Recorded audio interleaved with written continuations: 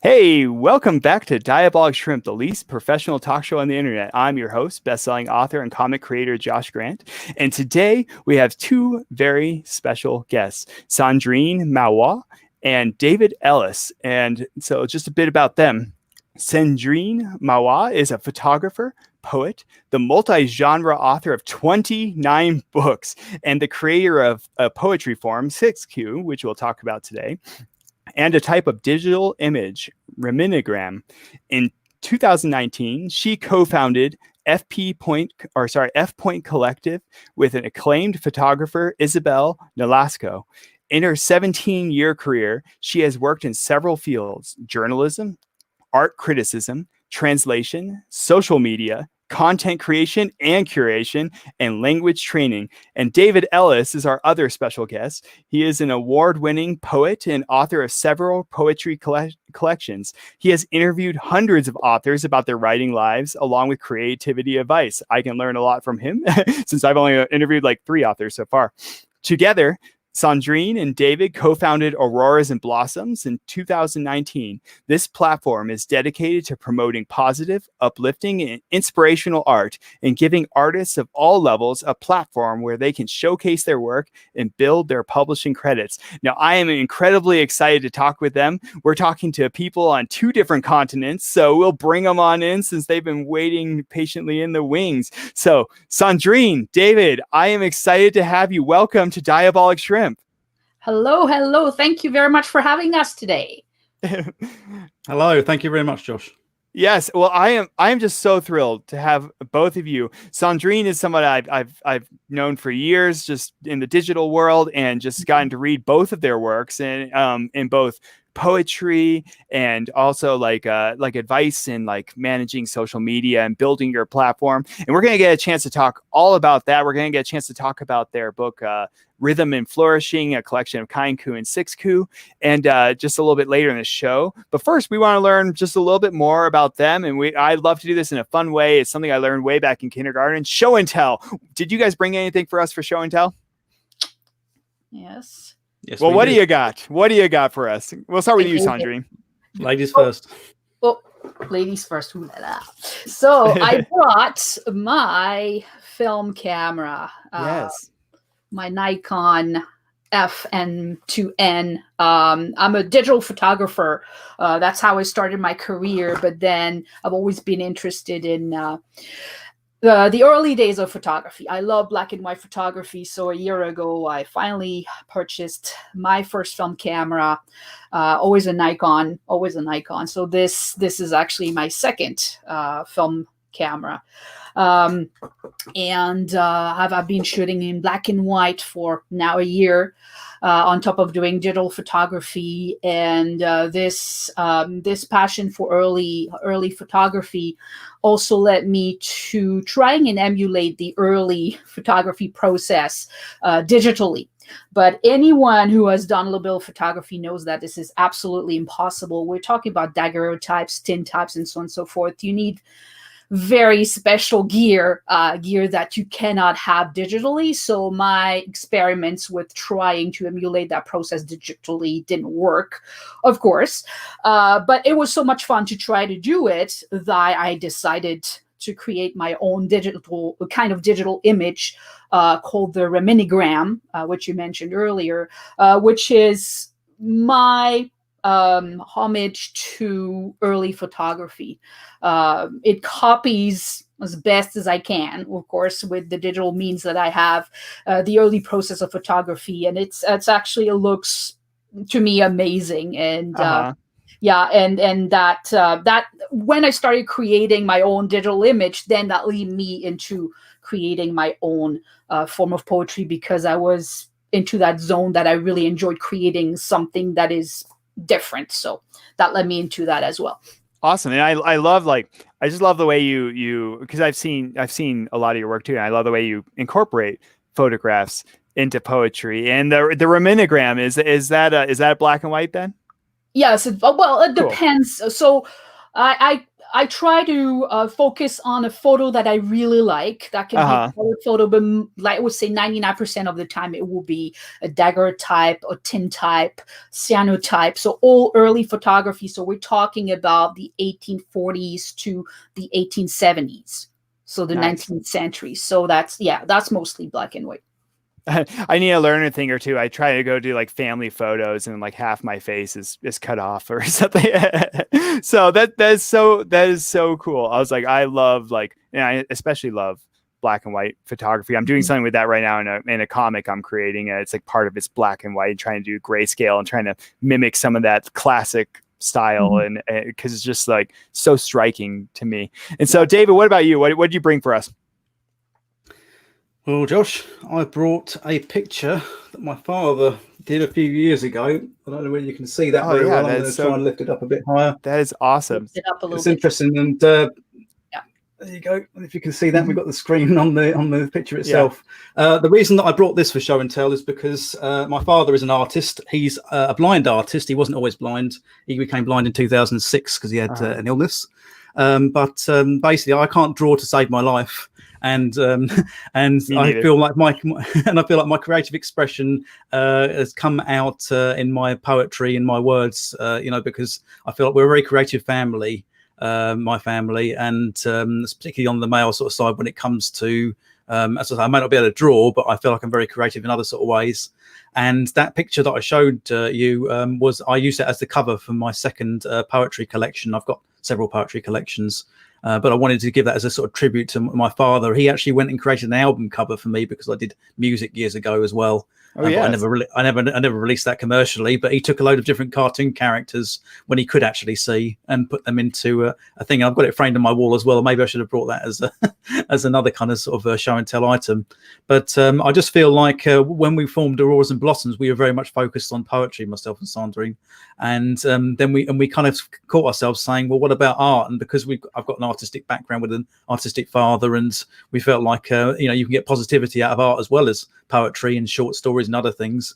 This is why we decided, well, our platform needs to grow significantly beyond just focusing on poetry itself, because we've always tried to say that we're not just about one thing, we're about many different things. And as artists and creatives, Cendrine's got a photography and she's done plays and things. I've written comedy, humor, along with poetry and romantic stuff as well. So I could probably be a romance novelist, to be honest. And I've probably got that kind of sort of streak in me. I did a spoof for 50 Shades of Grey. Yeah, I saw that on your list too. So that's fun. I was like, I'm gonna make you this entire time, like while we're all talking, you're just gonna have to be on an easel in the background drawing, and you're also gonna have to sing your answers. From now on, David. I'm sorry. I'm like a multi-talented sort of person. I'm gonna have one of those harmonicas in my thing and banging the drum and that sort of stuff as well. But that's why. Yeah, sorry. Oh no, I was gonna say I've known both of you to be just so incredibly just creative people, and I mean, for me, it's like, I'm with you. I don't know how to draw. I mean, I can write, but I just love how both of you, like, I've seen you incorporate multiple elements into your works, and not just poetry. And it's it's like poetry and photography, and I've seen like on your list there of like comedy things. So let's dive in a bit about both of you. I like, how did the two of you meet? So I had just released one of my books.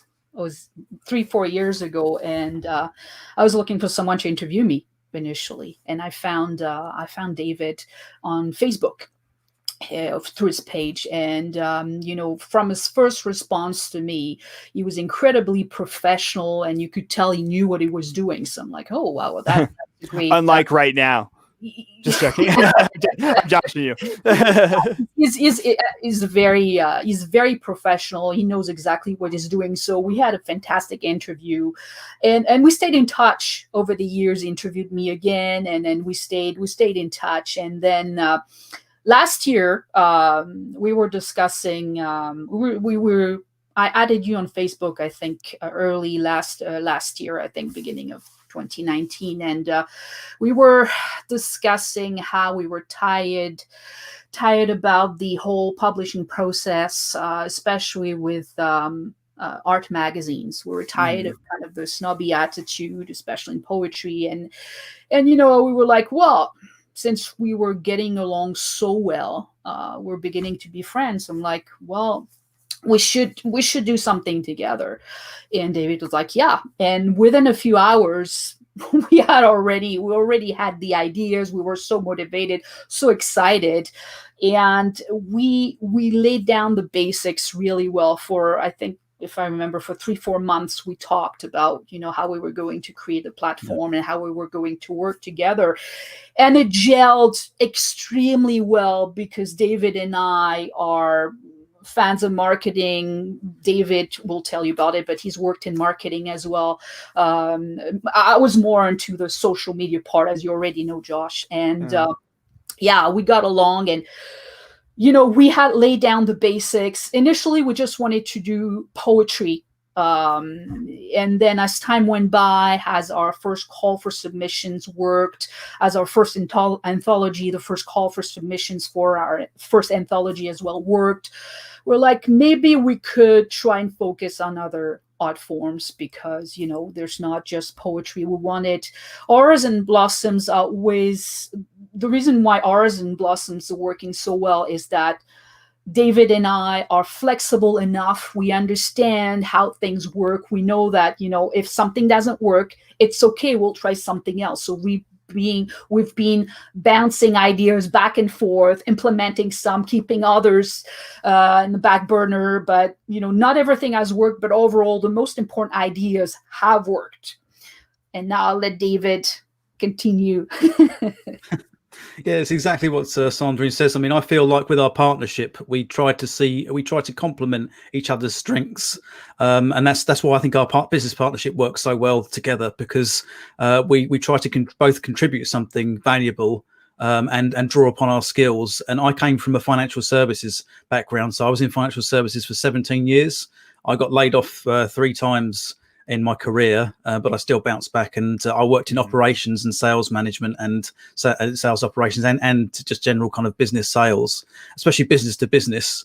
And I feel like I can draw upon a lot of that. It's how we're building up our platform with the Auras and Blossoms at the moment, and our promotion. We try to get on as many other platforms to promote ourselves. Because that's a way to get yourself seen. I think we find it very difficult for readers to find you if you just try to promote yourself and say just like Facebook or Twitter or other kind of social media points. Cendrine's books, his social media books, are very timeless in terms of the advice that they give, because she wrote them years ago, but at the same time things haven't changed much in terms of, she even updated them recently for the most recent kind of sort of social media stuff like your Twitter and other kind of sort of pieces. To take MySpace out of there. So yeah, exactly. I did miss that. The other equivalent that has music on there as well. I think people are kind of like nostalgic and wanting to go back to that kind of level of promotion again now. But so that's what I find is so strong about our partnership. I mean, I started to write poetic duets with people, and that was a form of collaboration. And people used to say to me, they were like, why are you so into sort of collaboration with other people? And I just feel like, well, you're always in your own headspace, is that we can bounce ideas off of each other in Sony, we can test theories and things out, we can collectively draw upon our as I say, our strengths in terms of being stronger as the sum of parts for the whole. Because I can only do so many things. We're going to have different kind of social spheres of influence and people that we chat to. There's going to be some overlap. There's going to be people, that person, well, I know that person too. But considering that we're in different countries as well, we're going to have different ways of influencing people, and that's what I find really, really sort of fun, is that hopefully maybe in the future we'll end up having more people, because we've got partnerships and collectives and that kind of sort of stuff. We hope might to have additional members, and we might tap into other countries. It'd be great to have someone in the US, for example, because that's a market that we try to spread ourselves out to. But we're not very poetic over here. We're too blunt. too blunt, that's right. Yeah, but we're just, as I say, we're trying to kind of sort of give us not spread ourselves thin. It's more about kind of spread our reach and reach out to many people. And one of the other things that we decided to do with the inspirational side of things was that we were angry about and frustrated about how we were being treated when it came to submitting to journals ourselves. But also we quickly realized that a lot of people were submitting poetry on any theme whatsoever. It was very broad, it wasn't specific, or it was negative. We saw a lot of negative poetry, and we just thought, well, we both, me and Cendrine, have been writing inspirational poetry for years, and we just said, why are there no inspirational poetry journals? And people can get tired of that. People can think, oh, if people are too positive, they can wear people sort of down. But I feel like I want to have that positivity in my life.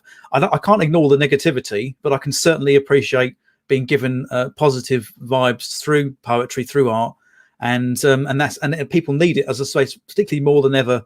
With everything that we've got going through with the pandemic, with the state of the world that it's in at the moment, I feel like people are crying out for that. And we never did it on a kind of like a commercial reason. It was more a kind of, this is the kind of thing we want to see, and we want to help people with it as well.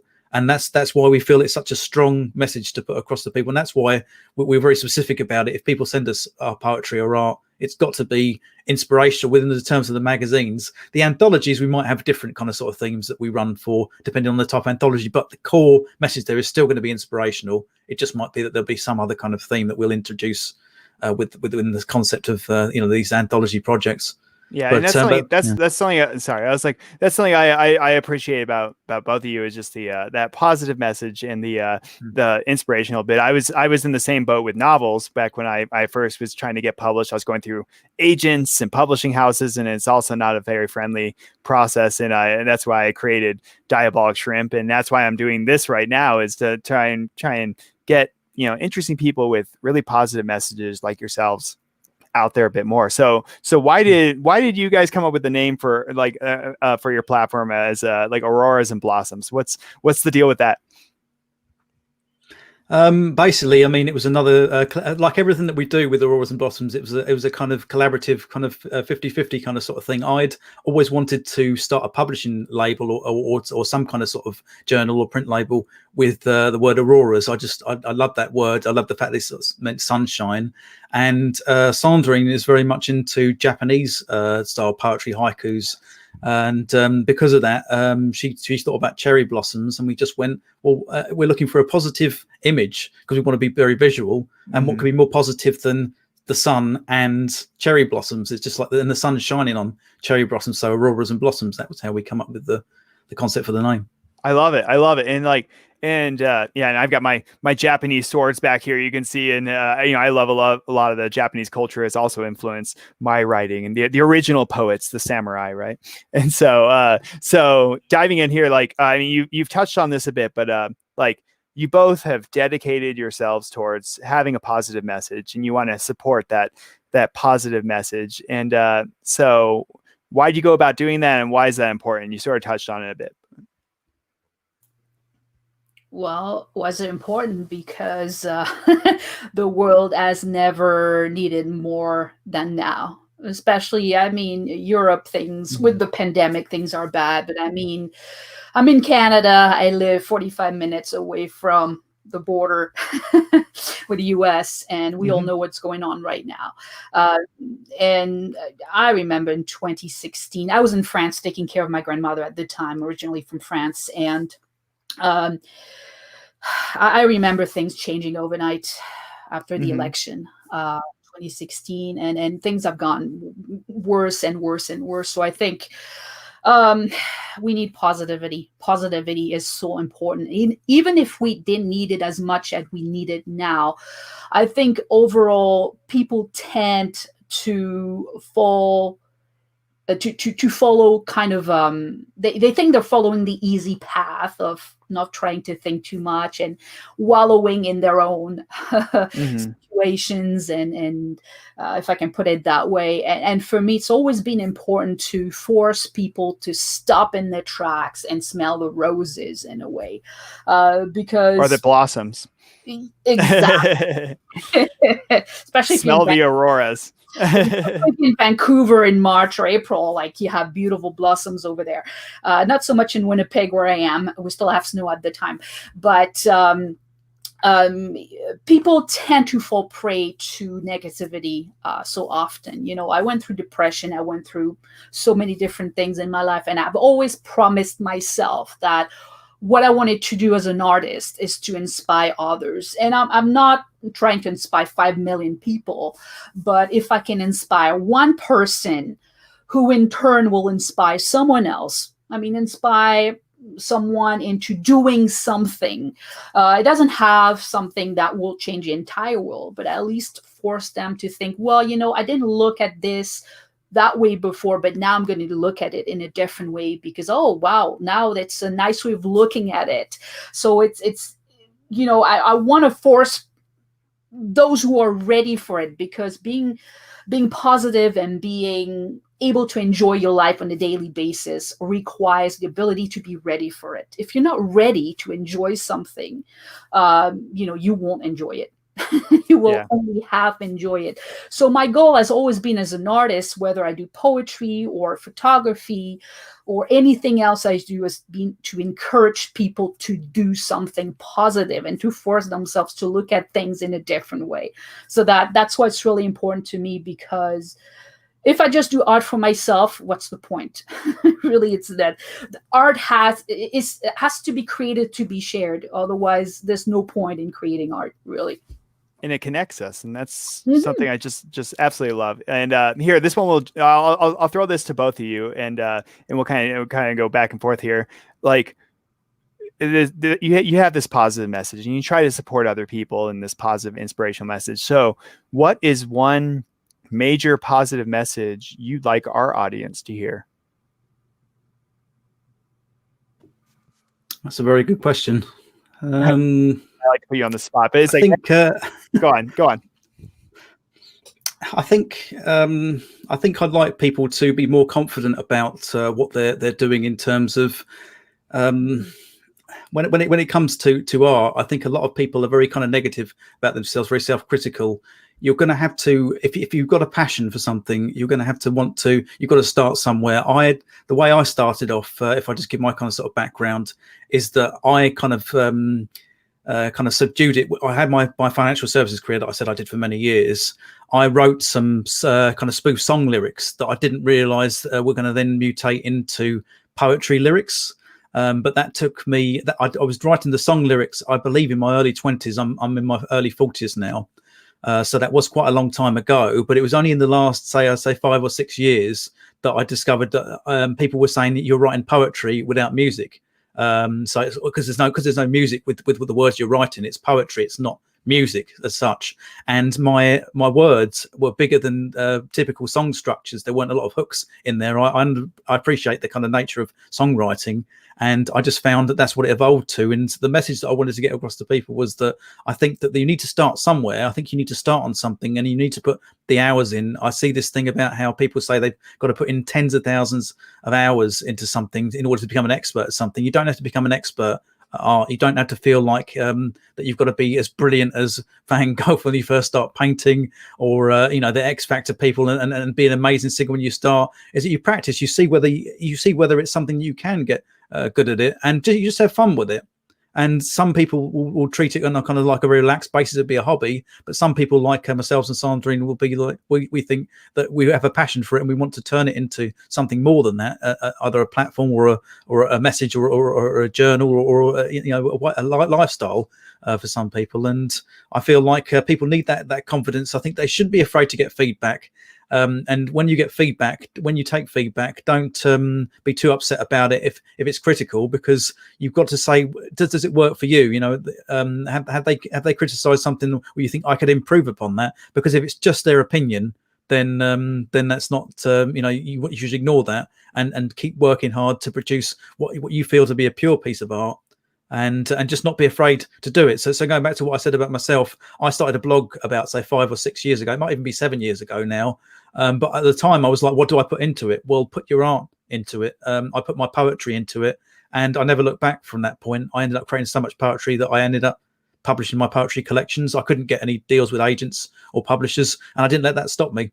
And I won an award because I entered my debut novel, poetry book into a thing, because I wasn't afraid to take criticism, to work on my stuff, but you must try and work hard on it as well. It's no good just trying to toss anything out there. Is that you've got to believe in what you're doing, you've got to be passionate what you're doing, and you've got to put the hours in to do it. But don't be just start, just do it, start doing something, even if it looks awful, then make something, and then improve upon it and keep improving upon it until you're confident to say, now I'm going to put this out into the world and get people's feedback, and then take it from there. I appreciate that. Yeah, I was like, when I got my every novel I put out, I have like somebody, I swear they hate me or something. They literally buy all my books and then they give me like a 1-star rating. I was like, I wronged somebody somewhere in life. I don't know. So you're right. It's like you do have to have kind of like a thick skin, and that's just too bad, because sometimes it's like, I mean, it's something you love, right? And I appreciate that you said like, you don't have to be the expert, right? We strive for goodness, we strive for kindness, we don't strive for perfection. So what about you, Cendrine? Well, I would like to say, to bounce off of what you were saying, Josh, when people react to your work and they give you 1-star review, for example, even though they will not explain it or they will try to destroy you, they're not actually reacting to you. They're actually reacting to the energy behind the piece. So 99% of the cases, it's not a personal thing. Of course, you have trolls, you have bullies on the internet, and you have those people. Those don't count because all they want is attention. That's what they want. But in 99% of cases, it's not a personal thing. So when I've gotten 1-star reviews, 3-star reviews, 5-star reviews, and sometimes there's no explanation. And even that, would love to know why someone gave me a 1-star review, 3-star review, 5-star review. At the end of the day, I'm like, well, they didn't like it. They didn't like it. They liked it. They liked it. If they cannot give me feedback, then I'm not going to let that stop me from continuing what I'm doing. Because at the end of the day, if you start focusing on one thing like this, you're actually wasting your energy and not putting your time and efforts into what really matters, which is your passion and what makes you happy and fulfilled. And that ties into your question as well. You have to be positive in life in the sense that, not everyone will like you. Not everyone will like what you do. We're talking about, for example, let's talk about Harry Potter. This book this series of books has been read widely by millions and millions and millions of people. And still there are millions of people who don't like it. 50 Shades of Grey. Millions of people have read the books, and I'm one of the people who don't like it. But including David over here on this side. It's like he wrote a spoof of it. So yeah, it is a very good book, actually. It doesn't invalidate the value it has for you who wrote the book as an author, an artist. Negative or positive reviews about someone's work don't invalidate the value of the work, because you put your heart and soul into what you did. So you can't expect people to like it. And even though, we all say, you have to have a thick skin, at the end of the day, if you think, well, they didn't like it, well, that's fine with me, then you don't need to have a thick skin, because that comes with a territory that, for authors and artists in general. And I've gone through several genres in my career, and, I've been criticized all over the place, and some people have loved my work. And at the end of the day, I love your work. I'm happy. Am I happy with what I am doing as an artist? Yes. I wake up in the morning with a smile on my face. I'm happy. So that, to tie into your initial question, because I'm trying to answer this question, is like, this is for the people who are watching us. Just do not waste your energy focusing on the negative reviews that are not constructive. Do not focus on that. You got a 1-star review. It's not the end of the world. Yes, it's going to show on Amazon, but at the end of the day, people are going to look at all the reviews. They're not just going to look at the 1-star review.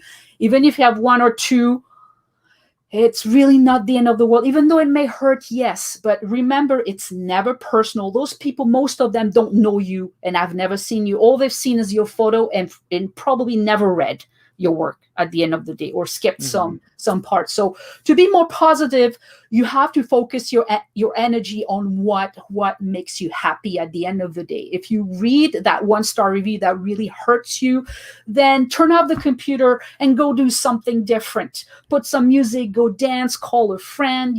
I'm not going to say yo-yo, just yo-yo. That's what I do all the time. I get my 1-star thing and I just yo-yo. I highly doubt you get a lot of 1-star reviews though, because you're a good writer. You're a very good writer. So, but yeah, that's what it is. If that's the message, focus your energy, especially in this day and age with the pandemic and everything, where everything seems to be negative around us. Focus your energy on the one thing that matters to you and that makes you happy. And that's something David and I did. When the pandemic started hitting, Europe and North America, we promised ourselves that we were going to focus on Auras and Blossoms and work really hard so that we would not have to think about what goes on outside.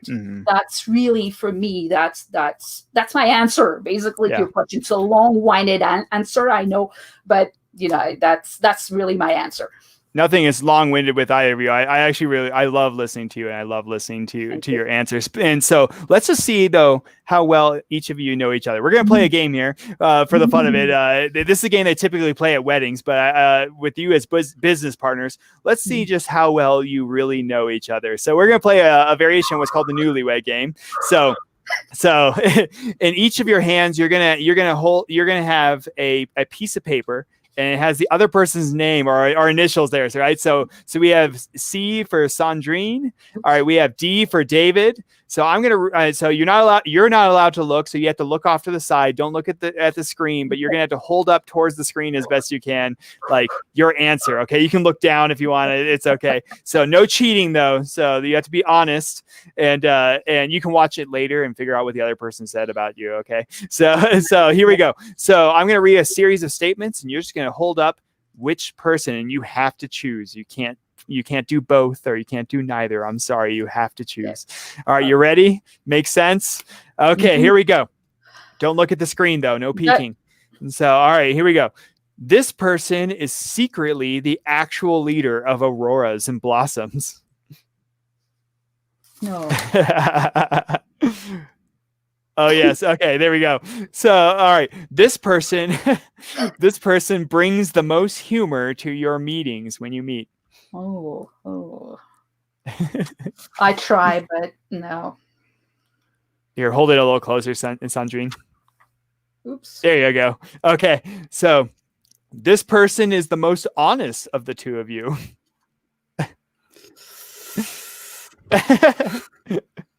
David, no peeking. All right. If this person was one of Cendrine's photos, they'd be a sunny glade.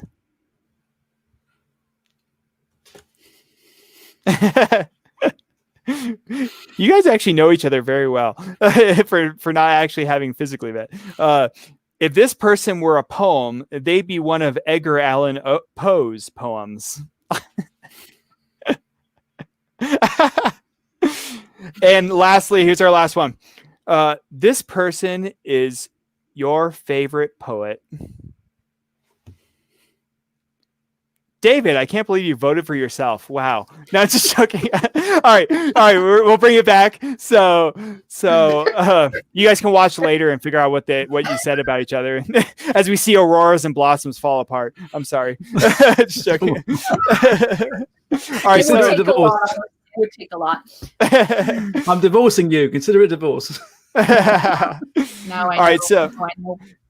So here, let's dive in talking about your book with the bit of time we have left here, and because I definitely want to bump it out there. I've read it, and it's just so exciting that both of you came up with these new types of poetry. You also mix in photography, and so rhythm flourishing, a collection of kainku and sixku, and we'll get to talk about what is a kainku and what is a sixku. But first, I'm going to share just a little bit, like an excerpt from your book, and I always do this. Is like I used to be a teacher. I used to be an elementary teacher, and you would read the kids like the same book over and over again. And so eventually, like, just mentally to keep yourself sane in your head, you would like replace after the first two like lines, it's like, and then the murders began. It makes it more dramatic, you know. It's like the hungry caterpillar, and then the murders began. And you don't actually read it to the kids though, because that's terrifying. But and so here I'm gonna put it to the test here. Here's your guys's, and I'll add the and then the murders. And so fate can steer us on a path if intention's true. Sun and moon will sing for you, telling a secret. Sky can fill our hearts with light. Hope grows from the soul. Wonder keeps life beautiful. And then the murders began. So it started really bright. No, I was just joking. So you guys have this very positive message. You don't actually have murder in there. And so I just add that for the fun of it. But tell us a little bit about rhythm flourishing. David? So what can you tell us about it? Yeah, I mean, I can tell you about the Kainku side, and then Cendrine can tell you about the Sisku side. That's how it's pronounced. The Kainku was Cendrine and myself were trying to think to ourselves.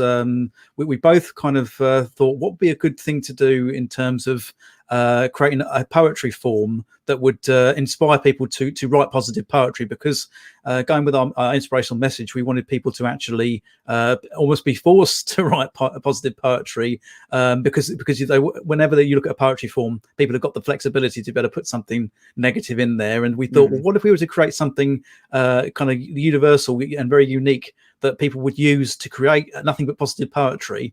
So that was one of the conditions of the Kainku poetry form, is that it's got to be positive. So you can use negative inspiration in terms of, it could be about sad subject matter or something, but there's got to be a positive twist at the end.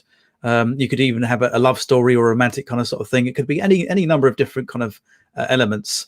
With the Kainku itself, we decided we want to take the best things that we were both into, or the most important things that we found in our poetry styles. So with Cendrine, she's into Japanese poetry, as I said, haiku before.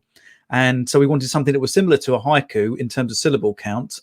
But I like found poetry, and I've got several found poetry collections with Edgar Allan Poe's poems that I've used, Shakespeare. I've got many poems that I haven't published yet that basically look at the works of people, classical poets and contemporary poets.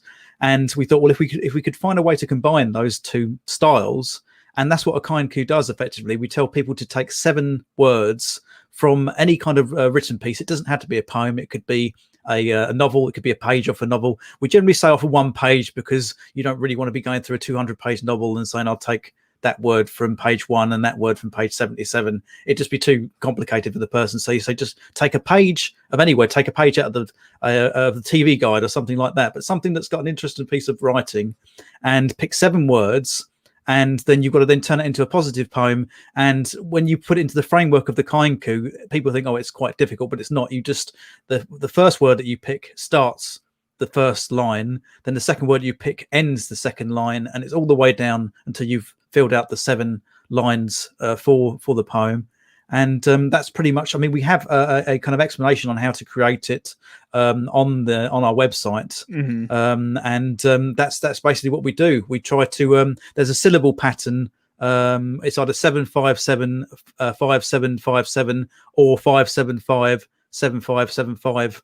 So we created a kind of like a syllabic poetry form for people to be able to say, okay, so at least with that kind of guide in place, I know that I've got a limited number of words and syllables that I'm going to be putting into this particular form.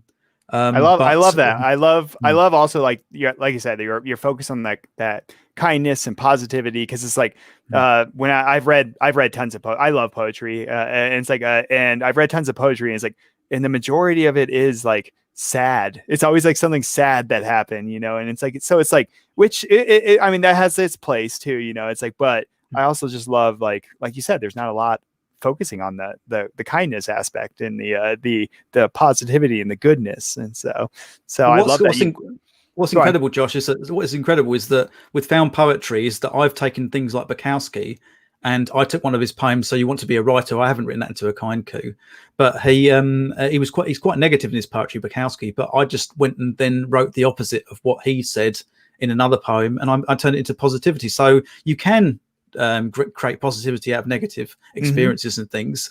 You've either got to flip it on its head, or you've got to look for the words in. And then that's what's so fascinating me with found poetry. Usually, if I use a negative load of words, I might end up getting some kind of like negative imagery or wording from there. But then I then try and find a way to manipulate that and turn that into something positive. And that's why we have this thing with the kainku is saying that as I say, and you've got the choice over the words, so you can actually use very small word piles. You could use very short poems with the kainku. For example, I could use Emily Dickinson as an inspirational person, but whereas before, if I did found poetry on Emily Dickinson, she just hasn't got enough detail there, or enough words in the writing inspirational piece to actually create a poem from there. But because of the nature of the kainku, it's very, very much kind of sort of, as I say, it's number based. We like to create mathematical equations with these sort of things. It's like trying to solve a puzzle, and we like people to try and solve their own little kind of mental arithmetic puzzles with these poems, and be very much, focus on creating a positive experience as well. So that's one. Nice. And tell us about the you said Sisku, right? Is that how you pronounce it? Cendrine, tell us about Sisku. Yeah, I know you're inclined to say Sixku because it's in English, but I'm French and twisted the rules. So six is six in French, so that's why I say Sisku. No, I love that actually. I was I'm always trying to grow. So yeah, it was just poetic license, really. Literally. So initially our book was just going to be kainku, and but then I said, you know what, this Sisku is for me is important too, so I wanted to include that in the book because I wanted to add a visual element to the book. The Sisku is really my way to pay tribute to photography and haiku, two of my biggest passions in life. So basically, in a nutshell, the Sisku is like a poetic 6-word stories. Because unlike the haiku where you're supposed to count the syllables and stick to something around 757, the Sisku is 6 words. So you don't count in syllables, but you put the words, you lay down the words in 3 lines. So the first line has the first idea. So you put 1 or 2 words. The second line has a second idea, 2 or 3 words. And the last line, like the haiku, has a twist or surprise, and you have to use the remaining words. So like a haiku, a Sisku should preferably focus on nature, for example, talking about the seasons, the time of the day, and, complete sentences and punctuation are optional. But unlike the haiku, you can use the past tense. And the Sisku has to be inspired by a photo. So if you write a Sisku, you have to use the photo with it. You cannot just say, oh, well, this is a Sisku, and they're not give us any image. So it adds an important element that you might not have in other poetry forms. So you have a photo. Well, that was I'm sorry, I didn't mean to interrupt, but it's like, that was actually my another question I had for you too. It's like kind of, you incorporated a lot of photography into your work, Cendrine, just because that's your past too, and what part one of your passions. So like, which comes first though? Like, does the photo come first and then you write the poem off of it, or do you write the poem first and then find a photograph? all the photos I've taken already. I've taken thousands and thousands of photos in my life. So I take the photos, and if they inspire me, I will write the Sisku. It's not the other way around. And I created the Sisku after I noticed that I was writing haiku based on my photography. So I actually wrote a couple of books that have haiku and my photography in them. So I realized that, wow, this is interesting. I'm actually writing based on my photography. I started my career as a photographer. I started with poetry, not photography, poetry. I started in 2005. Up to 2014, it was just poetry for me. I started taking photos seriously around 2010, but I studied really hard. I looked around and I'd ask questions, and I practiced a lot until I was ready to actually start putting my photography out there, which was in 2014. So half of my career, more or less, yes, a little more than half of my career has been focused on poetry, even though I took a long break in 2010. But this is interesting because I started as a poet, and now I'm inspired by my own photography to write poetry. So and maybe someday it'll reverse, and you'll kind of go the other direction, right? And so for both of you, like what's one of the biggest challenges when it comes to writing poetry and kind of being in that field? I think for me, it used to become a challenge for me. We always used to talk about writer's block and saying, where do you get your inspiration from? When I started focusing on found poetry, it was kind of like a revelation for me. It was just like, oh my God, I've stumbled across the Holy Grail. And when I think about how much poetry I can get from different texts and pieces of writing, it's just I probably don't have enough. There isn't enough for me to go around. I would probably need to have to get to a James Patterson and hire lots of other kind of people to write in my particular style. It's funny. Sorry, Dave, I had to jump in there. Like all through writing, I would be all excited when I finished a chapter. And I would let people in my family know, like, hey, I just finished another chapter, and they would give me a hard time. They'd be like, well, James Patterson wrote 7 books in the time it took you to say that. So I have this running joke, like James Patterson is like my mortal enemy, and that's who I'm striving to defeat. So I think it's funny you brought it up. Anyways, go on. Sorry. Well, I brought him up as well because apparently there's another David Ellis, an American lawyer, I think, who's collaborated with him. And sometimes it's funny to say, some people just go, "Is that you?" I just say it might be, but no, it's not. See, I just like to trade off upon his kind of stature in terms of his reputation. But then that's fraud, so I can't do that. So, but no, I mean, it's quite easy to distinguish just because I just go, well, I've never written any novels. I think it's going to become more complicated in the future if I do, and then I'm going to have to be like, oh, I've got to separate myself from him. But for now, I'll boot you off the show if you ever write a novel with him. I'm sorry, he's my mortal enemy. But like I'm saying, I mean, so with the inspirational side of things, is that it's just so crazy. It's as I say, I mean, I wrote an entire book of poetry based around all the poems of Edgar Allan Poe. But if I took any other sort of person, some people have got. So I wanted to do Maya Angelou, for example, and she's got several books. And so I say to myself, well, I could get several books out of that. And every time I think about it, I just think that if you think about the number of poets there were in the world and all the different classical poets and contemporary poets, I've got such a wealth of material. Shakespeare, for example, I could write 3 books just based on his sonnets alone, never mind his plays or other kind of sort of things. And it's just got to that point where I'm just like, I'm in ecstasy in terms of not knowing that I've got infinite amount of writing potential. And the only sadness is that I just don't feel like I'm going to be able to live long enough to actually get through it all. And I also don't want it to become too run of the mill and churning things out. But that's that was the difficulty that I found to begin with, is like, where do you find your treasure trove of inspiration? But I've always been a resourceful person.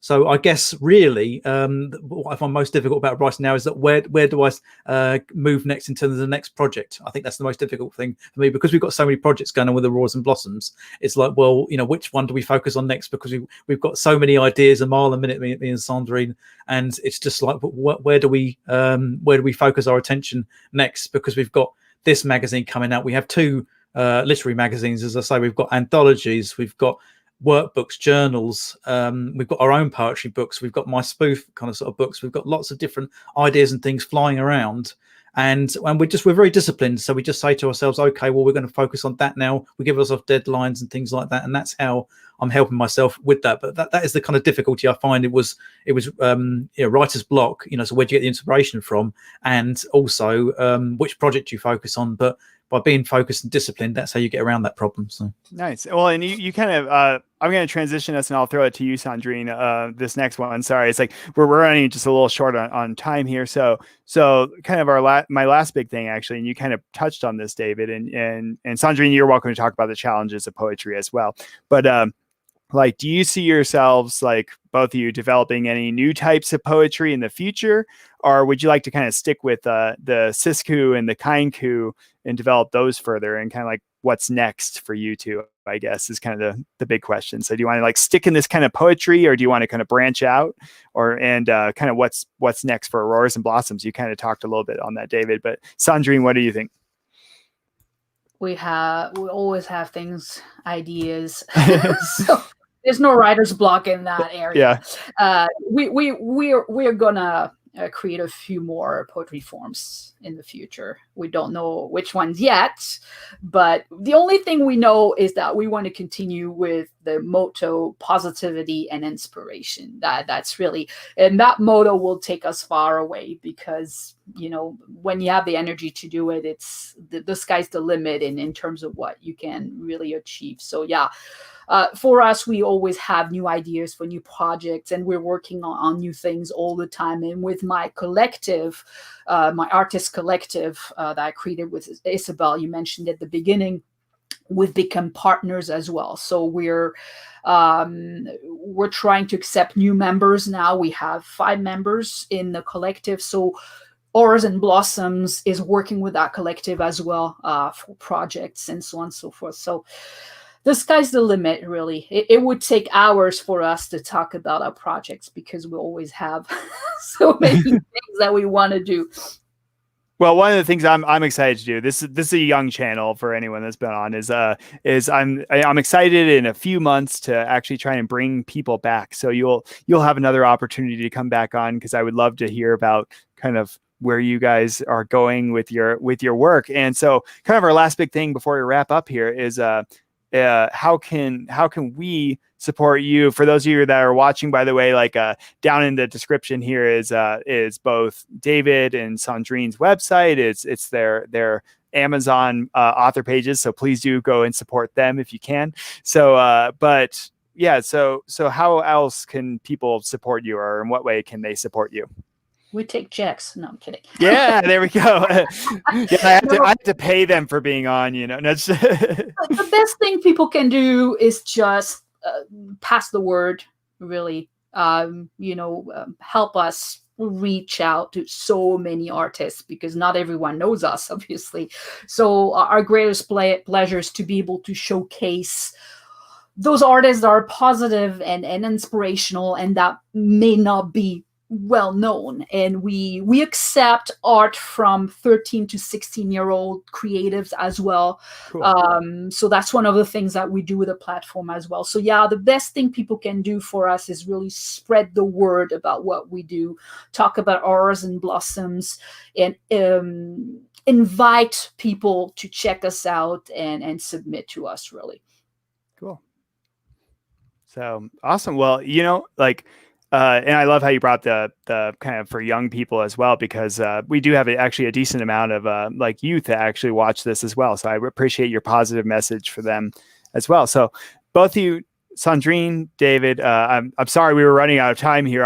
Because I was like, I just love to sit and pick both of your brains, because you're both like incredible with your positive message. You're both incredible also with you have so much experience in helping others promote, and so I'll hopefully have a chance to get you guys back, and we can talk more. But truly, thank you so much for both of you being on today. I really appreciate both of you. And thank you so much for having us. Really appreciate it too. Thank you, Josh. It's been an absolute blast. I really enjoyed it. Thank you. Thanks. Well, I'll pull it back here to me here. So that was Cendrine and David. Please do go if you want to support them, if you want to read some poetry, if you want to learn a little bit more about marketing and getting out there as well. Check out those links down in the description below. If you want to support Diabolic Shrimp, I created this platform as also trying to be a universally positive thing. So I take a chunk of the money I make from my books and from this and give it towards things like ocean exploration, or breaking the poverty cycle, or childhood disease research. So please do come and support the channel by liking, subscribing, leave some comments down there. If you want to talk to David and Cendrine, leave some comments down below. I'll happily pass that along to them. But this has been another Diabolic Shrimp. Have a good night.